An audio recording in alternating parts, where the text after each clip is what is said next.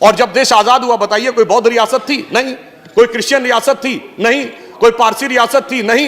एक महाराजा पटियाला को छोड़ दे तो सिख रियासतें भी नहीं थी, मगर लाइन लगा के मुस्लिम रियासतें थी। नवाब पटौदी, नवाब रामपुर, नवाब भोपाल, नवाब लखनऊ, हैदराबाद निजाम, जूनागढ़ के नवाब।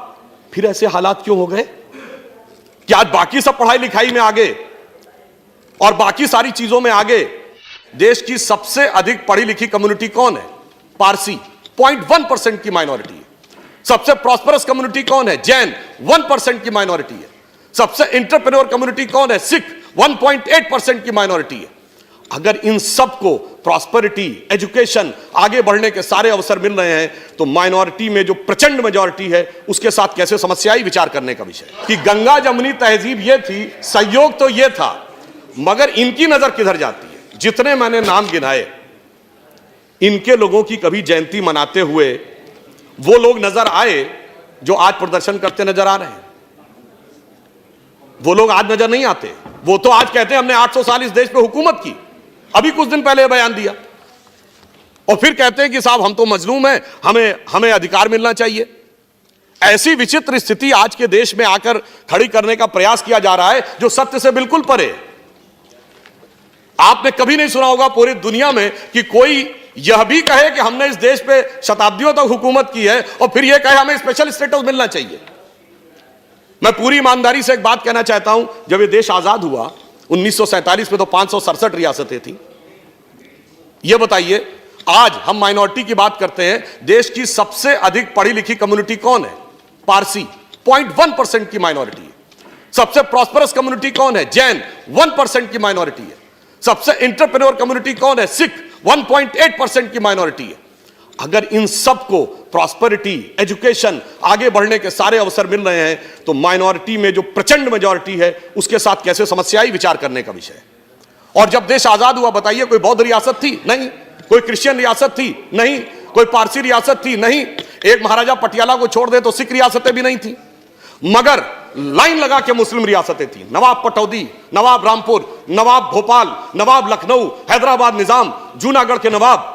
फिर ऐसे हालात क्यों हो गए कि आज बाकी सब पढ़ाई लिखाई में आगे और बाकी सारी चीजों में आगे और एक ही वर्ग पीछे होता चला गया? मुझे लगता है इसमें दोष इसका भी है कि ये जो सियासत की गई ना, अदावत की और मोहब्बत की। किसी ने दिखाने की कोशिश की कि हमें तुमसे बड़ी मोहब्बत है, तो किसी ने दिखाने की कोशिश की कि फलां को तुमसे बड़ी अदावत है, और उस सियासत ने कहां यह पहुंचाया सभापति जी, किसी को किसी की मोहब्बत ने मारा, किसी को किसी की अदावत ने मारा, पर इस शराफत अली को सेकुलर सियासत ने मारा। इसलिए मैं ये कहना चाहता हूं, आज के इस यथार्थ को देखिए, पूरे देश में जो सामने दिखाई पड़ रहा है, ज्यादा खतरनाक बात जानते हैं क्या हो रही है? मैं सदन का ध्यान आकर्षित करना चाहूंगा कि ज्यादा खतरनाक बात यह हो रही है कि अब यह बहुत उग्र स्वरूप में आगे बढ़ने का एक प्रयोग किया जा रहा है। और उसका उदाहरण मैं यह कहना चाहूंगा, जब सीए का विरोध हुआ तो विषय क्या था कि असम की संस्कृति की रक्षा करनी है या असम के लोगों के हितों की रक्षा करनी है। मगर सबसे पहले आंदोलन कहां शुरू हुआ? जामिया में, उसके बाद अलीगढ़ में, उसके बाद नदवा में, उसके बाद हमारे एक दूसरे सदन के सांसद हैं जो हैदराबाद के वो सबसे बड़े झंडा बरदार, अलंबरदार बन गए। और सबसे पहले रेजोल्यूशन कहां पास हुआ? केरल की असेंबली में। अब बहुत ही सहजता से समझा जा सकता है, इसमें कोई रॉकेट साइंस नहीं है कि ये। और सुनिए, फिर उसके उपरांत क्या हुआ सभापति महोदय? ये सारे विषय गौण हो गए। पता नहीं कौन कौन से विषय आने लगे उसके अंदर, कश्मीर से लेके धारा 370 से लेके देश को अलग करने से लेके आसाम को परमानेंट अलग करने तक।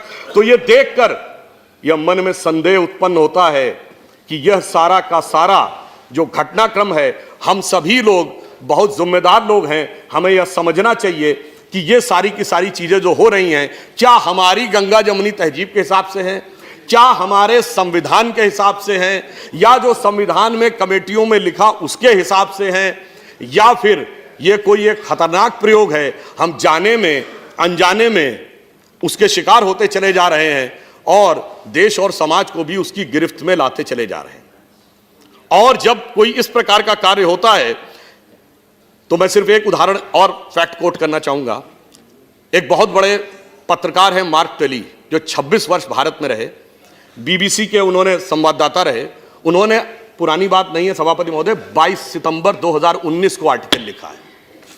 उस आर्टिकल में क्या लिखा है कि Muslims in India are the luckiest, Bharat में रहने वाले मुस्लिम समाज के लोग सर्वाधिक भाग्यशाली। उन्होंने उसका एक उदाहरण दिया कि मैं 26 साल दिल्ली के निजामुद्दीन इलाके में रहा, मेरे यहां से थोड़ी दूरी पर हजरत निजामुद्दीन औलिया की दरगाह थी और थोड़ी दूरी पर तबलीगी जमात का ऑफिस था। उन्होंने कहा दुनिया का कोई दूसरा देश होता तो 26-27 साल में कोई एक दूसरे को समाप्त जरूर कर देता, परंतु भारत के मुस्लिम इसलिए भाग्यशाली हैं कि वो अपने मजहब के अंदर भी जिस तरीके से चाहें उस तरीके से इबादत कर सकते हैं। ये कहने वाला कोई संघी भाजपाई नहीं है, ये कहने वाला एक वह पत्रकार है जिसने पूरी जिंदगी भारत में गुजारी है और 2019 में उसने कहा है। इसलिए मैं ये कहना चाहता हूं कि जो कुछ भी हो रहा है इस पे किसी भी प्रकार का खतरनाक खेल सभी के लिए नुकसानदेह हो सकता है।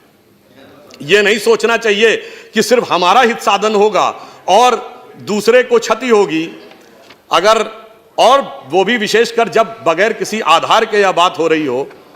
मैं फिर एक पंक्ति कोट करना चाहूंगा, बड़े प्रसिद्ध शायर हैं राहत इंदौरी उनकी, और बड़ी फेमस कविता, आप लोगों को बहुत ध्यान होगी, कि अगर है खिलाफ तो खिलाफ होने दो, ये सब धुआं है कोई आसमान थोड़ी है, आगे है लगेगी आग तो आएंगे घर कई जद में, लगेगी आग तो आएंगे घर कई जद में, यहां पे सिर्फ हमारा मकान थोड़ी है।